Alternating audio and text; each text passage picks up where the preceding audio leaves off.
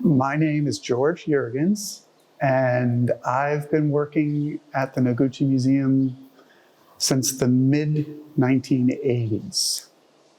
You know, when Isamu was alive, he was the curator and everything else. And after he passed, we had some learning to do. Of course, then the building itself needed maintaining, managing, and I was sort of best suited for that purpose. And so I got very deeply involved in facilities, and that's why I'm the facilities director today.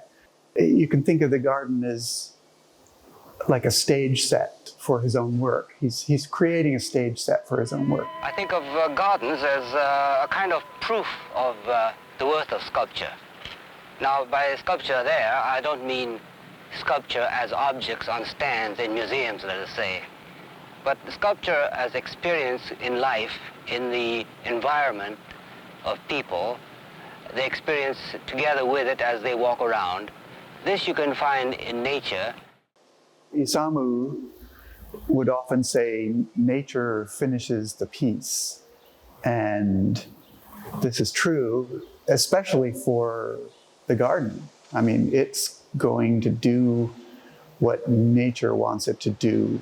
There's this natural process going on that is way more powerful than we can do anything about. It's going to keep finishing. It's going to keep doing what it's going to do. The changes are so gradual that you don't realize it. But I was just looking at photographs of the garden from the mid-'80s. The Katsura tree out there was probably only 20 feet tall, something like that. Now it's taken over. It is the largest canopy in the garden. The only major changes were when the ailanthus tree came down. See, when Isamu first came here, there was only one tree in this courtyard, and it was this really grand ailanthus tree. It was already old. We tried very hard to keep it alive for as long as we possibly could, and I don't remember exactly what year it was, but it was probably 12 years ago, maybe more, that it really just couldn't take it anymore. And so we had to take it down. Otherwise, it could be a hazard to the artwork.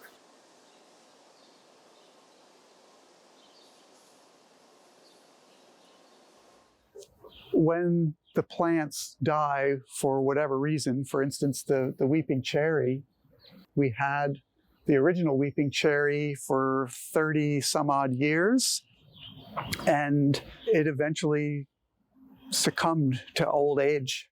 The way I deal with preservation is to just kind of replace things in kind, but that's not the only philosophy.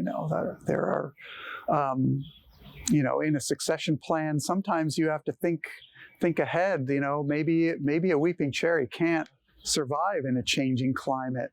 And so you plan ahead and you choose a different species.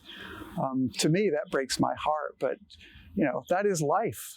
This is this constant push-pull between, keeping things exactly the way they are or were, or just letting nature take its course.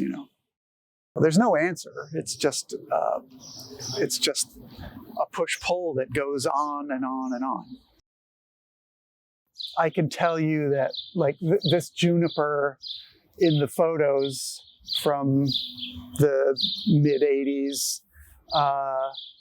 shows, green, lush juniper, and over time it's gotten sort of brown and dingy. And I've asked our arborist about it on occasion. Asking, have we done something wrong here? What can we do to make this green and lush? And he says, well, it's old. Even though it doesn't quite match our desires, it is a naturally occurring situation we have here. This is a question that we face with a lot of the plantings here in the garden. Do we let nature finish the piece, or do we make an intervention here to try and make it match the photos that we see? I don't know the answer. I feel comfortable with it living out its days.